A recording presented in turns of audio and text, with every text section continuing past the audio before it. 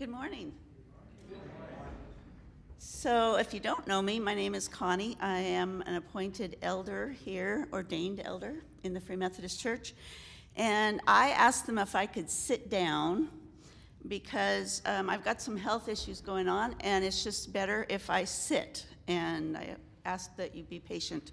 You can see me, right? Jason, am I tall enough in my chair? I barely see you behind the mic. Yeah, I know. That was on purpose. So last year, the small group that I've been working with did a study on the Sermon on the Mount.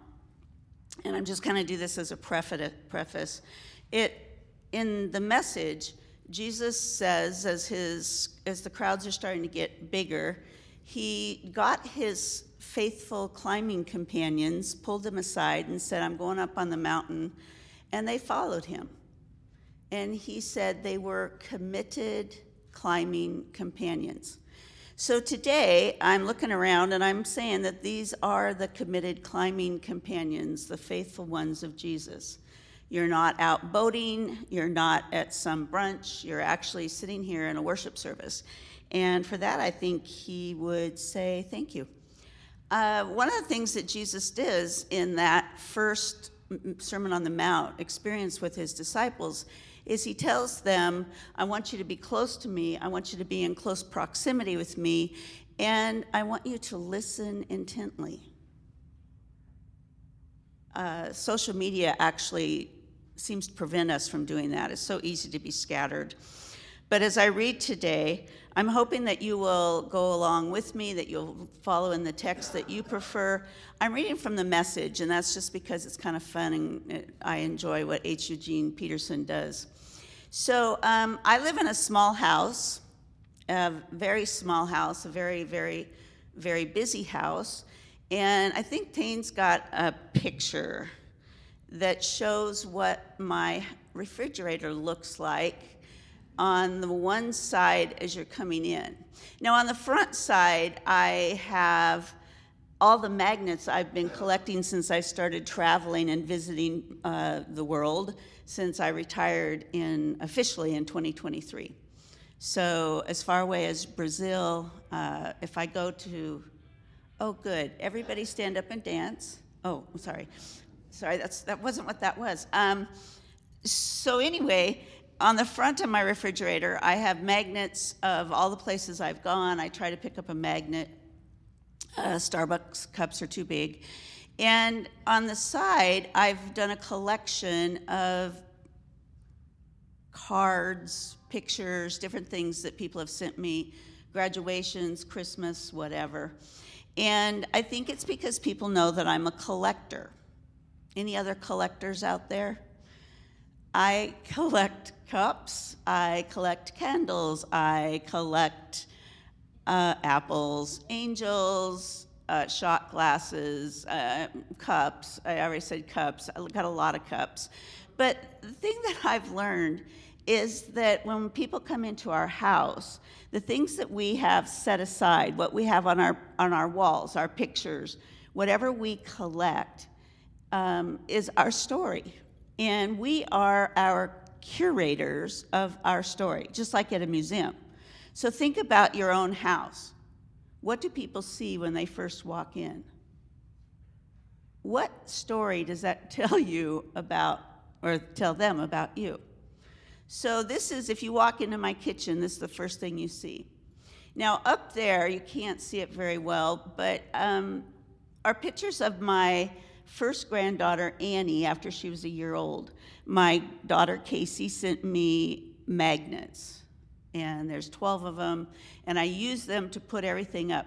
Annie was born in 2013, so you can imagine that little girl with the cute little chubby face is now a Taylor Swift fan and plays the bass in her middle school band. So it's one of those things where you have to stop and think about this. How quickly it goes by. So I'm going to show you my own 3 children. Let's see. There they are.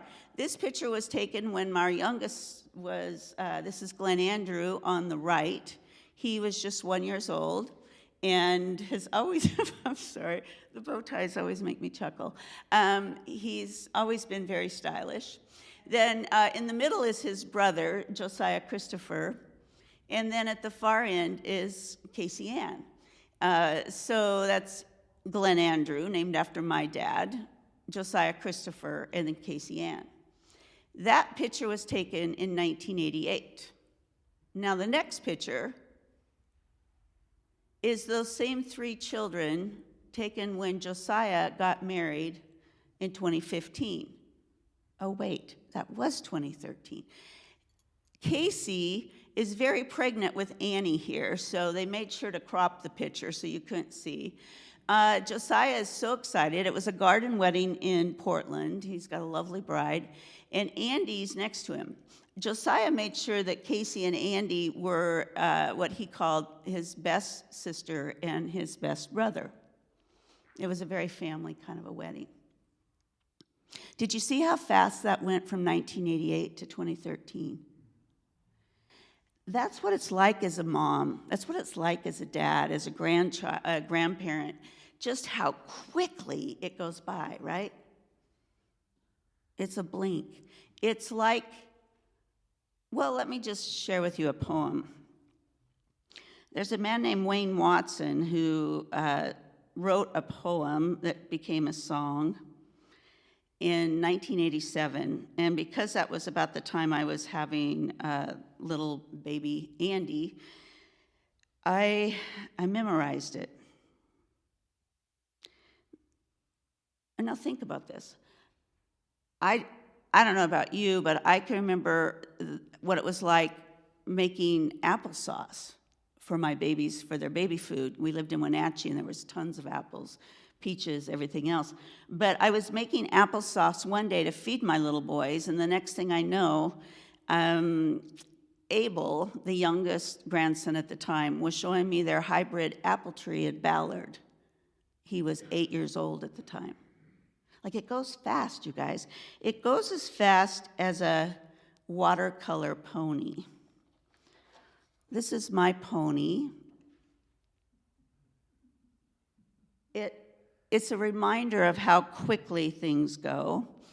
I drew my own pony, and then I asked Mary Fuller if she could get her granddaughters to draw a pony. Let's look at the next ponies.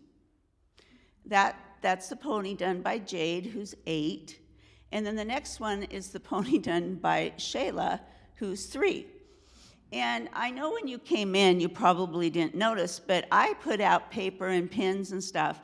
So if anybody wants to slip out and go get your own paper and you want to draw a pony, it might be more interesting for you to draw the pony than to listen to me. But what I want to say is at the end of the service, I'm going to make sure and give treats, prizes, to those people that show me their little pony. Okay? Wow. Dan said, is this going to be all sweetness and fun? And the answer is, yeah. Right. So, here's the song. I think you're all going to relate. There are watercolor ponies on my refrigerator door, and the shape of something that I don't really recognize. They were brushed careful with little fingers and put proudly on display, a reminder to us all of how time flies. Now, baby, what will we do when it comes back to just me and you? They look a little less like little boys every day, and the pleasure of watching the children growing is mixed with the bitter cup of knowing that the watercolor ponies are going to one day ride away. My daughter-in-law, Faye, is celebrating her first Mother's Day. Is there anybody here today that's celebrating their very first Mother's Day? I know we've got some new moms in the congregation, and I'm hoping that they're doing something special. By the way, Nico is now 8 months, and if you want to see pictures of Nico, you have to come and see me because I am not allowed to share anything that might go out and be stolen on AI. So here's the other thing. Here's a picture of these rhododendrons. I brought those in because my grandma, you've heard me say this before, loved flowers and always brought flowers for every worship service that ever took place in the little church that I grew up. So I'm honoring my grandma today with flowers, and then I'm honoring her first daughter, Joanna, my Aunt Joanna, who passed away in October, who would have on the 29th of April been celebrating her 95th birthday. So there's an element of longevity right in my lineage. My mother is going to be 93 this year. So I feel like there's hope, if only I can get through some of my own medical issues. But Mother's Day can be a time of great joy, time to honor, a time to look at and think about and reflect back on those who have been mothers to us and mother figures to us. But it's also kind of tough. I have a number of friends who either by choice or by chance, by fate, by health, were not able to give birth to their own children. And they hurt. And sometimes when you look around on Mother's Day and you don't see a lot of the women here, you might think, is it because it's just too hard? I don't know. But I do think we need to be kind and caring. And I appreciate that Lori and the fellowship group are going to give something to everybody today. Is that right, Lori? So the donuts don't just Mike. The donuts just don't go to the women. He's already had his donut, by the way, so keep an eye on him. I know donuts are to be eaten. My friend Lynn is the one who gave me the rhododendrons this morning. She's never had children. She would not think to come into a worship service on Mother's Day because it's just too hard. So be kind today.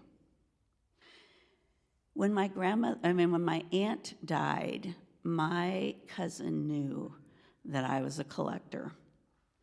And if you wonder why there's bunnies up here, it's because when they cleared out my Aunt Joanna's home, they gave me a massive amount of bunnies. And bunnies seem to be multiplying, and so I'm going to let them know that I no longer collect bunnies or stuffed animals of any kind. So you get while we're talking about mothers today, right? It's Mother's Day.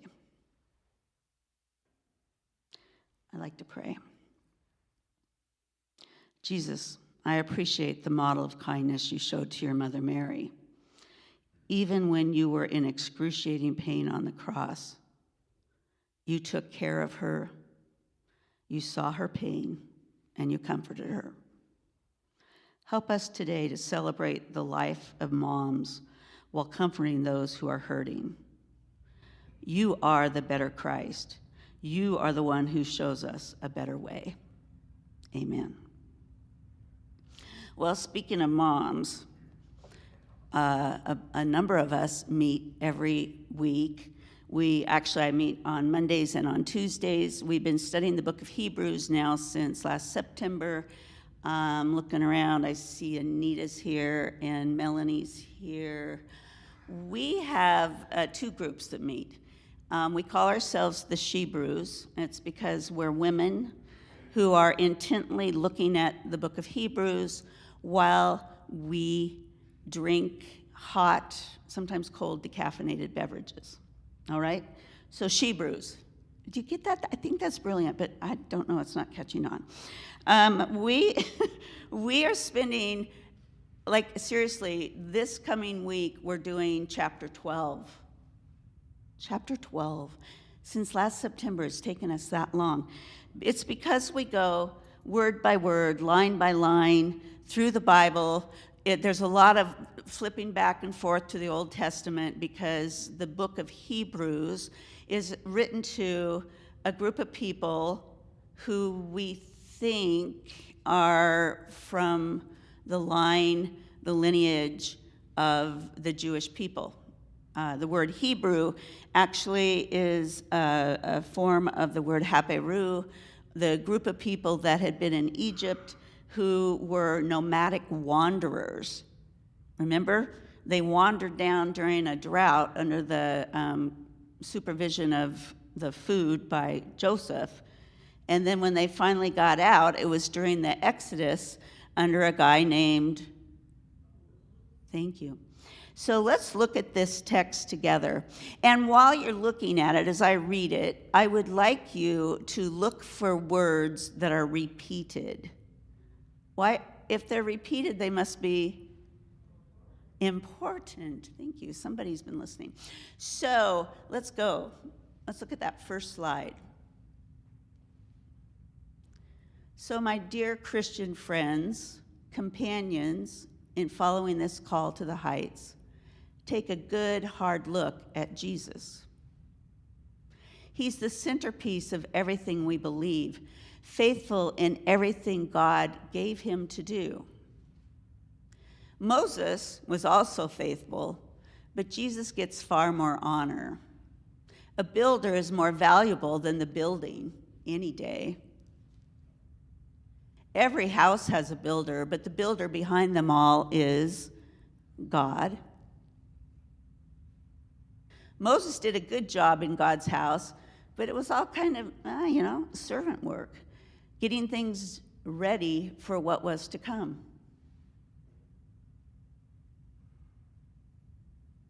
Is that the end of that? So, getting things ready for what was to come. What were some of the words you saw that were repeated?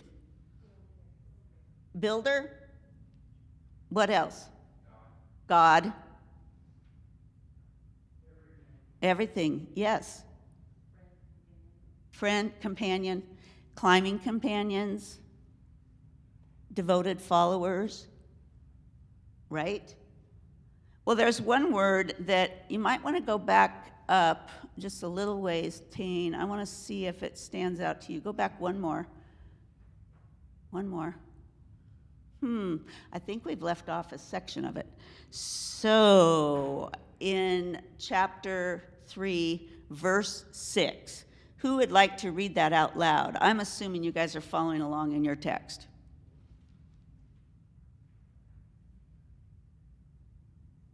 Nobody can read that?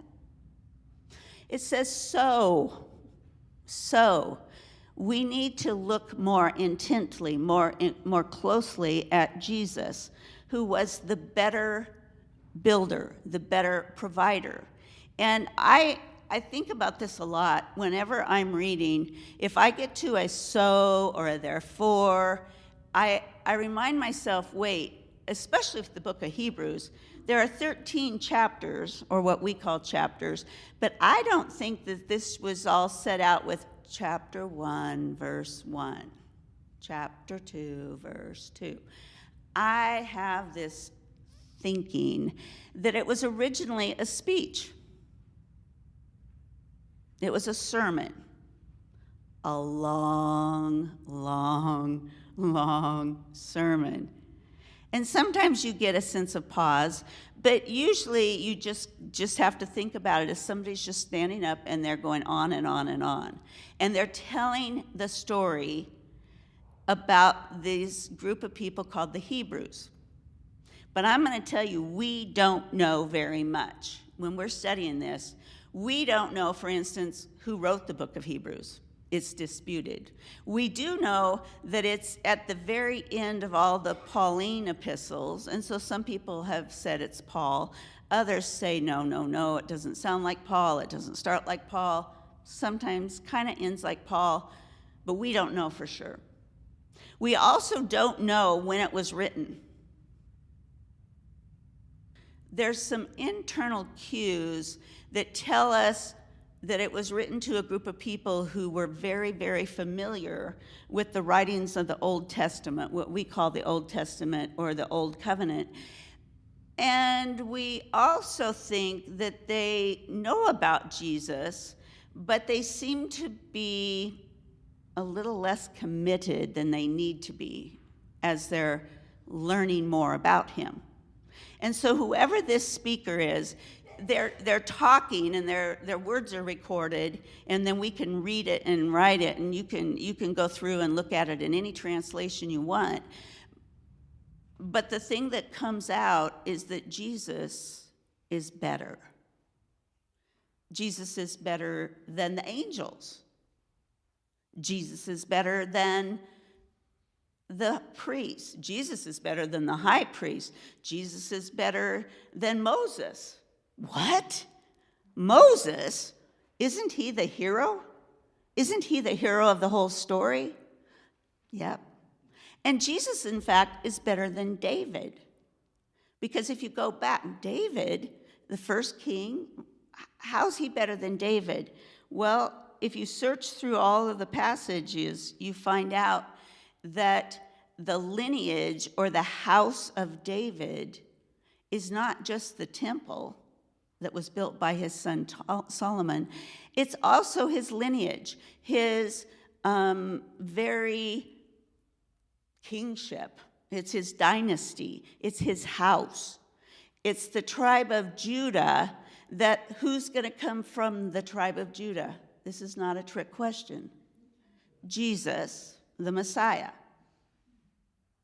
So everybody these people have been reading about and studying and following their whole time as followers, whether they are committed followers or just, maybe they show up once every Sabbath, I don't know.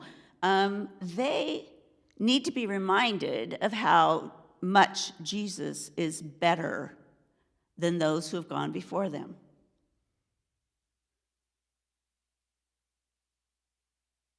I have so much more to say about that. But what I want you to do is, with all the unknowns, we want you to remember something. The most important thing is we need to listen, right? We need to have a firm grip. We can't take for granted what we know about Jesus. We can't assume that just because we knew him once and we sang a song once, or maybe we prayed a prayer once, that's enough. We are called to be committed climbing companions, disciples, followers of a better way, a better teacher. And if you want to do something fascinating, read through the book of Hebrews and think about how many of these stories do we know? These people would know the stories, by the way. If they were Jewish people at all, especially the men, they would know, they would have memorized the Torah, right? Genesis, Exodus, Leviticus, Numbers, and Deuteronomy. They would have that memorized. And in chapter 11, in fact, this speaker goes back and lists from the very beginning all the people who by faith followed God, listened intently to God, and obeyed whatever God asked them to do. Chapter 11, we're not going to get to that. Trevor and I talked about it. It's a bummer. We're doing Hebrews, and we thought we could get through the whole book, but we're only going to get through, I think, to chapter 4, maybe 5. I don't know. He's not here, so I'm looking. How far are you going to get? I'm sad because chapter 11 is the chapter that we call the exemplars of faith. Our study group just went through the exemplars of faith. It starts way back with Abraham. Oh, wait, even before Abraham, it starts way back with the first 2 children that get into a fight. Sibling rivalry. Do we all know who they are? Cain and Abel. Abel was able to please God. Cain got upset about it and hit him with a stick. No, I don't know. But that's how you remember those things, right? If you work with children, you come up with some good tools to remember things. It's just interesting to me, all the people that are listed in chapter 11. And then toward the end, the speaker says, oh, and I just don't have time to keep going on about everybody. But, there's all these other people that you should know about. And then they start talking about people that were like, well, when did that happen? I don't remember reading that in the Old Testament. I don't remember reading that in the beginning of the New Testament. And then you start thinking, when did this speaker speak this sermon? When did this speaker write these words? And then here's the most disputed part of Hebrews. Does this person put together this sermon prior to, well, after, definitely after the death of Jesus, but prior to the fall of Jerusalem in AD 70, when the Romans came in and destroyed the temple and destroyed the sacrificial system once and for all? Is it before or is it after? Because there's a whole lot to be said about the sacrificial system that no longer is in practice. Now, one of the things that I love, and I will quote this to the end of my life, that Jesus was the great high priest. In the sacrificial system that Moses built, there was the Levites, also from the tribe, it's from Aaron and Moses' tribe. Their job is to take care of the tabernacle, and their job is to sacrifice the animals and keep that sacrificial system going every day, daily. Hebrews tells us they had to sacrifice to please God every day. Once a year, someone was selected to be the high priest. What do you know about the high priest? Once in a lifetime, they get to go into the Holy of Holies with the sacrifice, and if something happens in them when they're in there, there's actually a rope tied onto them so they can drag them out. I just think that's fun. Because when you go into the Holy of Holies, do we have the floor plan thing? There, yay, thank you. That was the next slide. I drew this because I've been thinking about it all year. This is the plan. This is the floor plan. This is the plan that God gave Moses on Mount Sinai. And says, I want you to create a place where my people will come and worship me. There will be an outer court where the people can hang out, the Hebrews. Then there will be a holy place where daily the Levites, the priests, will bring in a sacrifice. And then once a year, one high priest is chosen to go into the Holy of Holies. Do you all know what's in the Holy of Holies? The Ark of the Covenant. What's in the Ark of the Covenant? Okay, the tablets, the manna, weirdly enough, that doesn't spoil, and Aaron's staff. It symbolizes the presence of God. And God said to Moses, when you show these wandering people how to worship me, make sure that they understand that there is access to me in worship, but there's a sense of progression to it. Does that make sense? So when they built the tabernacle, it was just a collection of tents, and they packed it around in the desert. Then they packed it into the promised land. The Levites had to hold it. They had to hold the Ark of the Covenant on their shoulders. But the temple is the same replica of this floor plan. In other words, God gave them a blueprint and said, you can sew this with the material, and when you're out in the desert wandering around like nomads, follow the tabernacle. But when you get into the land and you finally decide you're going to be a kingdom that's united, I want you to park it, and you can continue having the Levites with the sacrificial system. But it'd be nice if there was a building that was firm and solid, right? Where the building is critically valuable to the people. And that building was not built by King David. It's built in the city of David, actually on Mount Zion. And it's built by his son, who? Solomon. David had blood on his hands. So while David did not build the actual building, his son did. It's the house of David, the lineage of David, the tribe of Judah, that the whole thing comes together. And it's with Jesus, the great high priest, who once and for all makes the final sacrifice, that tears down that veil from top to bottom, and God says, I want to welcome y'all in. I'm sure that was Southern God. Y'all come in now. Jesus has done a better job. Jesus is a better high priest. Jesus is the better Christ. So if we know all these things about Jesus, shouldn't we be more careful to listen to him, to learn with him, to walk with him?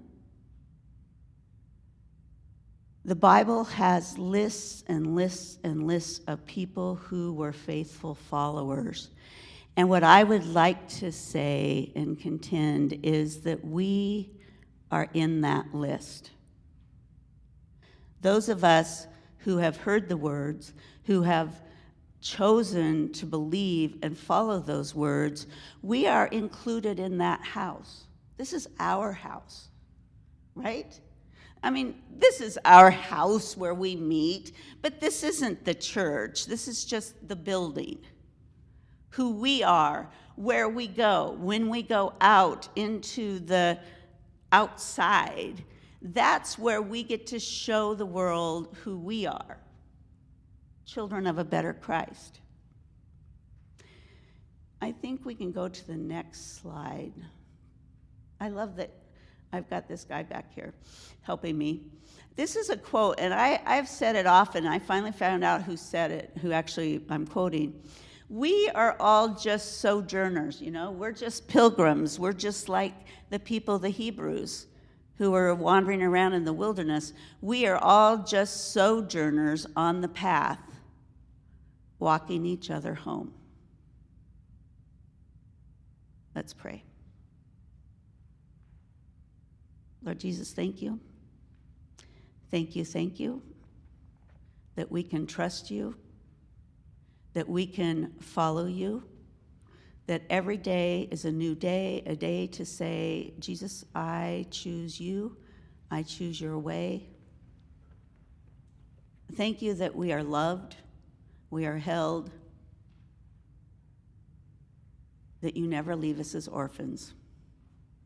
Thank you for this time today. Amen.